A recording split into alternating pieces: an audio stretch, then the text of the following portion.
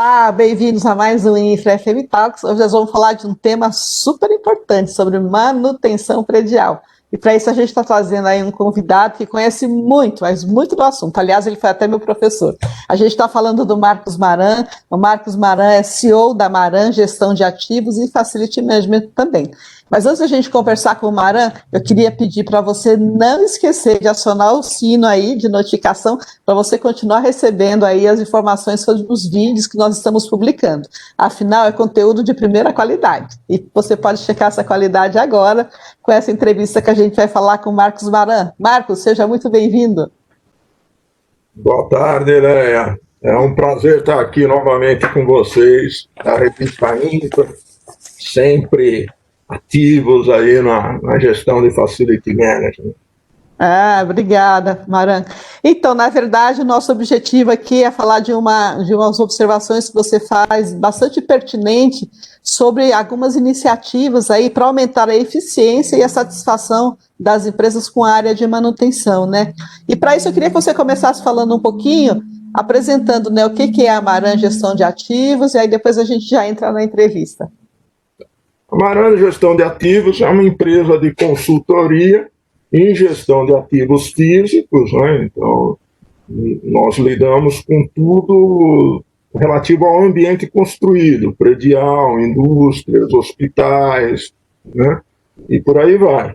E a ideia é uma prestação de serviços com o intuito de cuidar desses ativos, né? E, então, criar procedimentos, processos, especificações de manutenção, né, treinamento de pessoas, enfim, é um trabalho bastante abrangente e que a gente fica todos os dias com coisas novas para fazer.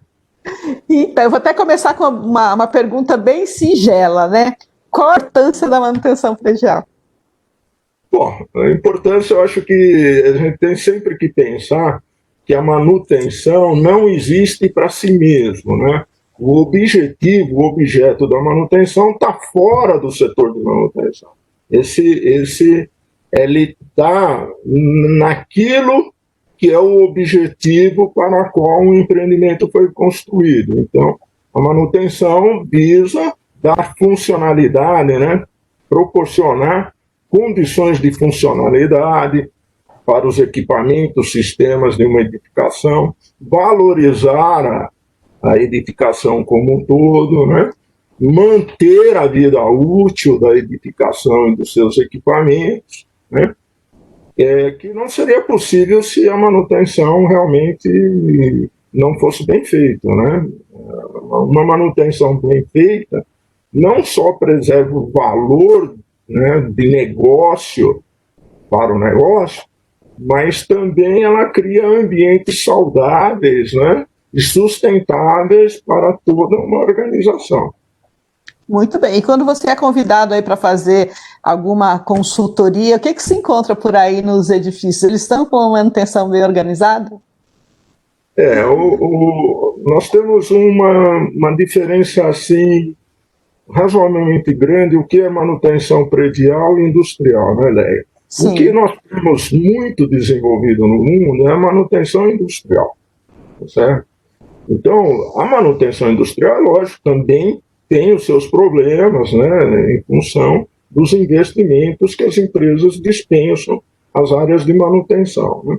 Mas a manutenção predial, ela está, digamos assim, se a gente comparar, pensar em termos do ciclo de vida, então, se dedica muito mais à construção, aos projetos, né, ao gerenciamento da construção, do que a manutenção.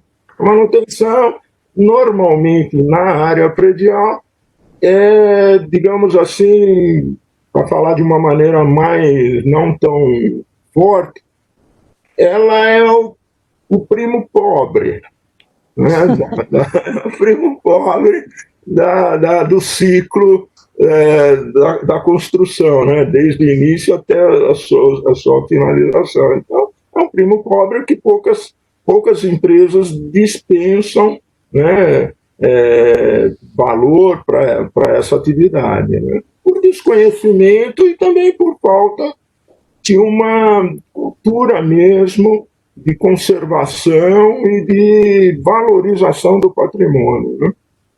Muito bem, e as empresas que estão hoje, por exemplo, interessadas em melhorar a sua manutenção, eu sei que você tem algumas dicas para dar, né? E uma das iniciativas, na verdade, é que até se faça o inventário que tem, porque a gente também sabe que muitas empresas nem inventário da sua área de manutenção têm. Eu queria que você falasse um pouquinho sobre a importância dessa primeira iniciativa. Então, essa primeira iniciativa, eu diria que é essencial para que uma manutenção, um setor de manutenção, seja eficaz nas suas ações, né?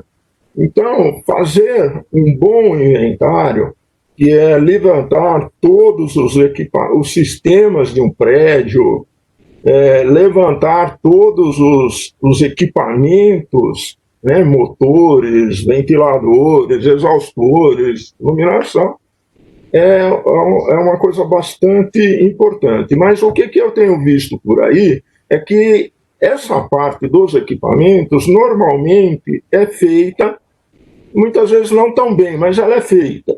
Mas não se levantam as características civis do prédio, que são a questão das fachadas, as portas corta-fogo, a questão interna de pintura, pisos, né? Acabamentos diversos. Então, acaba não se levantando isso, né? E isso é uma parte muito importante do inventário das instalações prediais, né? Isso é algo que não há como a gente fazer uma manutenção de bom nível se nós não sabemos o que o prédio tem para ser cuidado, né? Então, é importante se dedicar bastante nisso. É o primeiro passo de qualquer organização para que a gente tenha uma manutenção eficaz, né? Tá, e depois você diz aí uma segunda iniciativa que é sobre criar uma hierarquia, né? Depois você faz esse inventário. Queria que você falasse um pouco mais sobre isso. Depois que a gente faz o inventário, o adequado é a gente criar um sistema hierárquico de tudo aquilo que a gente levantou, né? Então, uma maneira boa de fazer isso é utilizar o padrão da norma STM 1557. Ela não é o único padrão que existe, mas ele é um padrão, é um bom padrão, e o que eu vou usar para citar aqui agora, né? Então, o que esse padrão faz? Ele pega e divide tudo aquilo que nós levantamos em vários sistemas prediais. Então, nós vamos ter, por exemplo, o sistema de infraestrutura, o sistema de envoltória, o sistema de espaços interiores e um sistema de serviços. Isso seria o primeiro nível dessa estrutura, desse padrão. Então, o segundo nível, ele já tem, por exemplo, fundações, subsolo, por exemplo, na parte de serviços, transportes, tubulações, condicionamento de ar, sistema elétrico, e proteção ao fogo, por exemplo. No terceiro nível, nós temos os subsistemas que pertencem ao segundo nível. Então, como que a gente pode falar disso? É como se fosse um organograma de uma empresa, onde no topo estão aquilo que é mais importante, e aí, ao descer no organograma, nós vamos para itens menos importantes. Então, o que esse padrão faz é isso. Ele organiza, então, os sistemas prediais a partir do topo e vai descendo aos poucos, subdividindo tudo em vários sistemas. Isso é muito bom porque ele organiza a maneira como nós vemos a edificação e tudo que está lá dentro, né? Ao mesmo tempo, isso proporciona uma condição de nós para organizarmos tudo, fazemos diversos levantamentos de custo, por exemplo, contabilidade de custos por sistema, né? Defeitos e falhas por sistema, análise de atividades de manutenção por sistemas, e nos dedicarmos àquilo que está causando mais problemas, mais dificuldades. Então, é uma maneira de a gente dirigir os nossos esforços de análise de um modo bastante objetivo, né? Então, por isso a importância de implantar esses sistemas de uma maneira, a usar um desses padrões de uma maneira organizada. Ele vai servir para nós fazermos análises bastante interessantes no futuro. Basicamente, então, é necessário fazer uma gestão estratégica dessa manutenção, não é isso? Isso. Tudo isso ao início é uma preparação para você evoluir para uma gestão estratégica. Tá, e depois disso, né, você chama a atenção aí sobre a importância da gente definir aí as prioridades dos serviços, é isso mesmo? Então, Leia, eu queria só falar um pouquinho mais sobre a estratégia, porque esse é um ponto bastante interessante no que eu tenho visto, é que normalmente, né, a edificação ela tem itens lá dentro, por exemplo, como decoração, né, que normalmente tem 5 anos a 10 anos de vida, né? Nós temos lá equipamentos internos que vão de 15 anos, temos instalações de 20 a 30 anos, né? Temos o envelope fachadas que vai de 30 a 40 anos de vida, tem a própria estrutura do prédio que dura a vida inteira e mais um dia, né? E tudo isso tem custos bastante diferentes. Então, você, num trabalho de gestão estratégica, é uma coisa muito difícil você harmonizar, deixar linear essas despesas ao longo dos anos. Então, é um trabalho muito intenso, exige muita dedicação, você conseguir harmonizar vida útil vezes seus custos, qual é o momento de substituir, de reformar. Então, para isso, é muito importante que você tenha uma estratégia definida para manutenção preventiva, para manutenção corretiva, para operação, né? Para reformas e manutenção, para fazer avaliação das condições, que você precisa periodicamente fazer isso, né? E isso tudo tem que ser suportado por uma gestão financeira adequada. Se você não tem um budget, uma gestão financeira bastante bem definida, você não consegue fazer nada disso. Certo? Então, você precisa ter um suporte de uma gestão financeira. Além disso, você precisa também ter um suporte de uma tecnologia para você poder controlar tudo isso, né? Fazer através de software especialista, fazer o acompanhamento, buscar dados, né? Fazer análises. Então, você sempre vai precisar desses dois suportes, financeiro e tecnológico, para te manter as estratégias de maneira adequada. Eu diria que um departamento de manutenção com um plano estratégico, você pode olhar ele ter um olhar muito diferente. Um setor desse com plano estratégico está num patamar muito alto de qualidade. Porque, na verdade, com isso você prioriza os serviços, não é isso, Maré? Isso. Nós temos aí,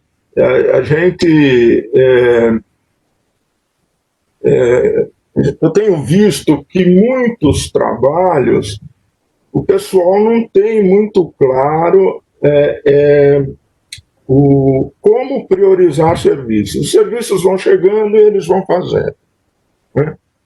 Isso isso é muito ruim, porque existem coisas que são mais prioritárias e menos, e existem aquelas que nós nem vamos fazer. O dia que a gente tiver tempo, a gente cuida delas.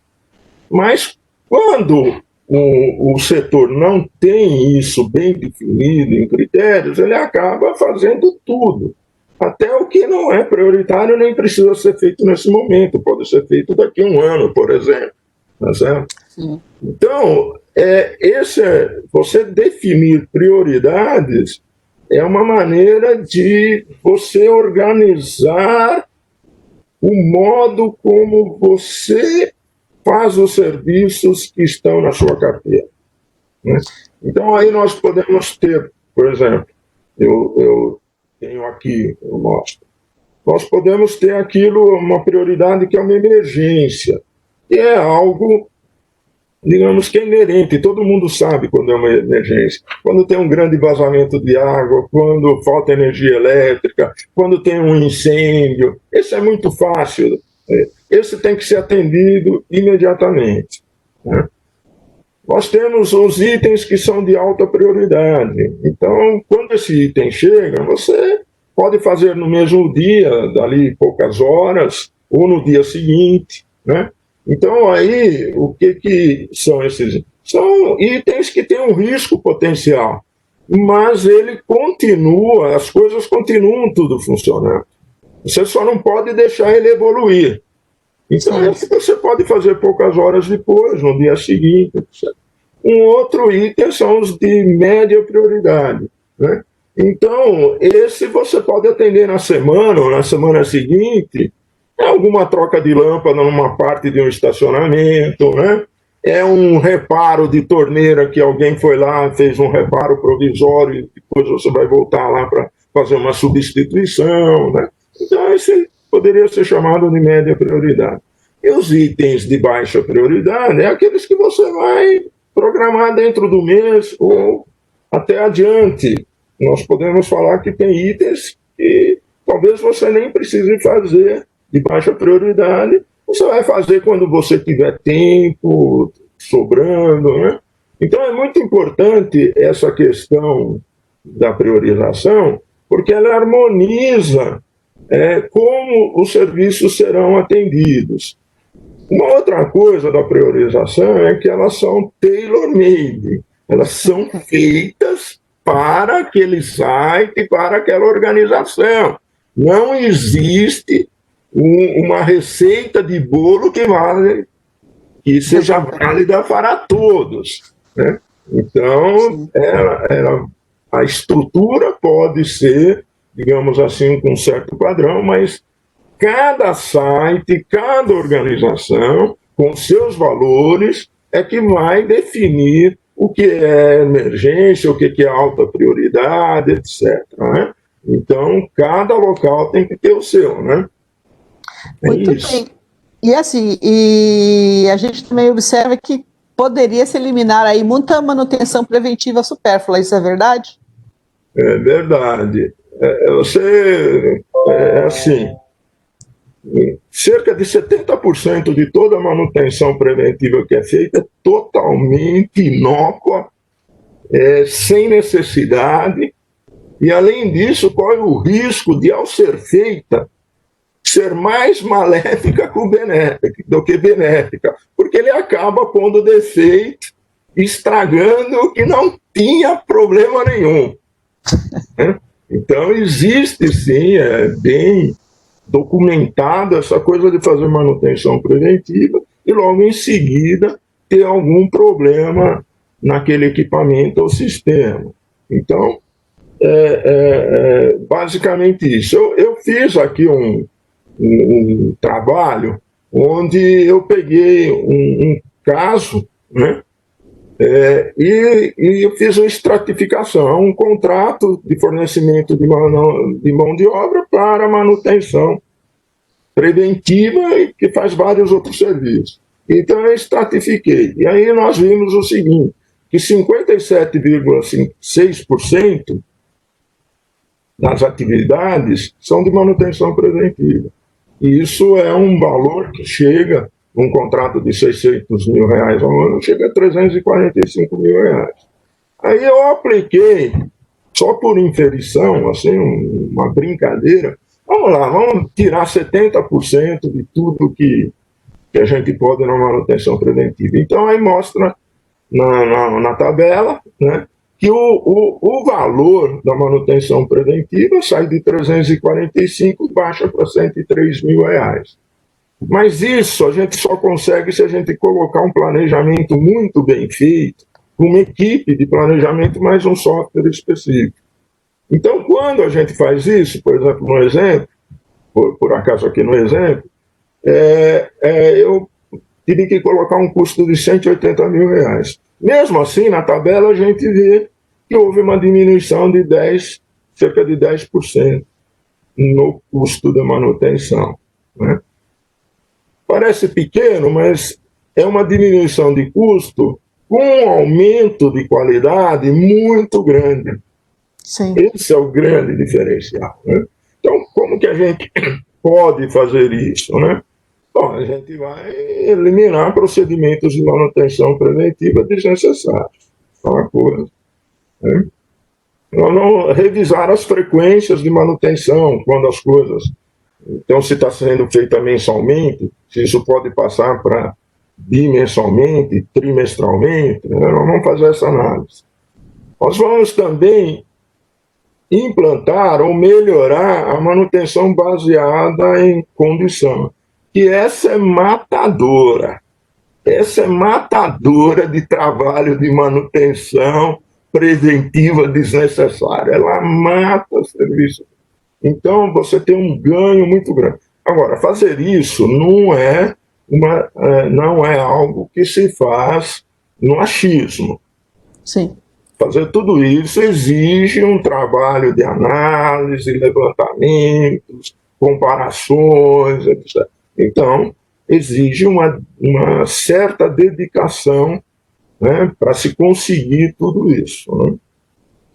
Muito bem, então, na verdade, aí, pelo que eu entendo, a última iniciativa, a gente precisa aumentar o trabalho efetivo, né? Que é o que conhecido como range time, é isso mesmo? Isso é uma coisa, algo também que normalmente a gente percebe por aí, nas minhas consultorias, que é algo que o pessoal pouco se dedica, né? Então, aí tem uma oportunidade muito grande, porque o range time, o WT, ele mede exatamente a dedicação, o trabalho em campo, é aquele trabalho que é feito em campo, tá certo? Então, ele mede, e na maior parte dos casos, o máximo que você consegue tirar é 30%. Então, se o camarada tem 10 horas por dia de trabalho, ele só consegue trabalhar no campo 3 horas. Sim. Então, se perde muito tempo na preparação do trabalho, na espera, aguardando autorização de acesso a algum lugar, né? Alguma instrução, materiais, por exemplo, materiais que, porventura, por exemplo, acaba no meio. A pessoa não verificou se tem todos os materiais para fazer o serviço. Aí ele vai lá, entra, começa a fazer o serviço, para, porque faltou material. Então, isso tudo é uma perda de tempo muito grande. Então, eu também fiz aqui uma comparação, usando o mesmo exemplo anterior, onde a gente pega a mesma tabela, que eu adotei como 30% de WT, e levo para um WT de 60%. Então, quando eu junto os benefícios de eliminar 70% da manutenção preventiva, mais o aumento do WT, a gente consegue uma economia, por exemplo, de 23%. Nossa, é representativo. Uhum. Isso. E que naquele exemplo que eu dei, significa 138 mil reais por ano, né? Então, isso é assim, um benefício muito grande, porque tudo isso se consegue com qualidade, né? As coisas são feitas de maneira mais adequada, no menor custo, melhores, a satisfação aumenta, porque tudo é mais organizado, né? Então, o WT, ele também ajuda muito. Mas o WT, para você conseguir fazer, mesmo outro caso da manutenção, você precisa investir em planejamento, em sistemas de supervisão especializados, etc. E o que acontece por aí é que muita gente não quer investir nisso. Então, a gente vê aí com esse exemplo, com R$138 mil, num contrato pequeno de 600 mil por ano, quer dizer, você consegue rapidamente, em 2 anos, recuperar todo o investimento com um avanço muito grande de qualidade. As pessoas muitas vezes não querem investir nisso. Então, para a gente conseguir tudo isso, nós precisamos nos organizar, nós precisamos ter ferramentas, ter bug, que a qualidade vem. Muito bem, você falando, sabe o que eu lembrei, Manan? Eu conheço você já faz uns 20 anos. E eu lembro que a primeira vez que eu te vi, você estava, se eu não me engano, sendo entrevistado pelo Fantástico, apresentando todo um projeto de qualidade interna do ar que você tinha feito num empreendimento aí bastante conhecido aqui da cidade, né? E que as pessoas agora ouçam aí essas iniciativas, né, esse bate-papo que a gente teve. Olha só, presta atenção nisso, porque hoje a qualidade do ar, né, virou uma coisa extremamente do dia a dia das edificações, quase que básica, né? E que essas iniciativas, né, que possam aí melhorar a eficiência da manutenção, sejam levadas a sério aí pelas organizações, para que elas também ganhem essa eficiência e que daqui a pouco esteja tão simples que faça parte aí do dia a dia, né, de uma maneira bastante tranquila e sem, lógico, primeiro, danificar a manutenção predial e também trazer resultados, não se gastar tanto, né, de uma forma que às vezes nem é necessária, porque não se tem um planejamento estratégico adequado para essa área, não é isso? É verdade. A gente precisa fazer um exercício de tentar andar à frente do nosso tempo. Sim. Certo? A gente precisa ser desbravador. Pois é, como a gente né? Você é uma desbravadora, né? A gente sabe, né? Estou falando. Aquela verbiagem, eu sei. Então, mas a gente precisa realmente olhar à frente e buscar oportunidades. As pessoas acham que fazer manutenção, consertar as coisas, é uma fatalidade. Eu tenho isso, então eu tenho que gastar, que fatalidade, eu tenho que gastar com manutenção. O pensamento tem que ser outro. Eu tenho que ter ações para gastar o menos possível com manutenção. Tá certo? Ações concretas. E que isso que eu vou gastar vai ser bem gasto. E não existe uma fórmula para a vida inteira.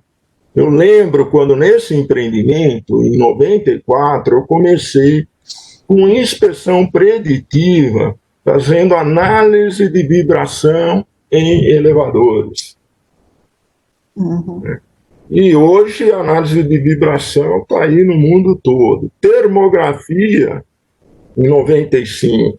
Hoje, termografia é arroz com feijão. Né? Sim. Então, a gente precisa imaginar que manutenção não é uma coisa feita para o resto da vida. A manutenção, ela evolui com o conhecimento humano. E, na medida que evolui, você pode aplicar esses conhecimentos da evolução no seu dia a dia. A manutenção é um setor da engenharia, da sociedade, que evoluiu muito, né? Evoluiu muito e assim, é detentora de muitos conhecimentos tecnológicos e de processos que você pode aplicar tranquilamente. O que eu vejo muitas vezes, Léia, é que o pessoal de prédio, como também acontece de maneira similar na indústria um pouco, ele fica tão envolvido no seu dia a dia e ele não tem tempo para pensar. Certo? Então, isso é uma mudança. Então, você pega, você não tem um tempo, você precisa arrumar um jeito, ou chamar pessoas para fazer trabalhos específicos, né, para você que você não tem o tempo, ou arrumar um tempinho dentro do seu dia a dia para se dedicar a coisas novas, né? Analisar coisas novas, buscar soluções, né? Então, a gente vê o pessoal da manutenção muito assodado pelo dia a dia, entendeu? Então, isso é uma coisa que, para mudar ou para melhorar, tem que, digamos assim, como eu diria, tem que pensar numa outra solução para as coisas. Muito bem, seu Marcos Maran. Nós da InfraFM queríamos muito agradecer toda a sua contribuição e para a nossa audiência, que fica aí a dica, né? Olhe para a sua área de manutenção com outros olhos. E se você tiver dificuldade, chama o Marcos Maran para conversar. Ele já foi meu professor, ele é bom, você não vai se arrepender. Maran, muito obrigada, um abraço, fica com Deus. Então, obrigado, Léo. Um abraço para todos vocês e muito obrigado aí pelo bate-papo. Tá bom, então, um abraço. Um abraço.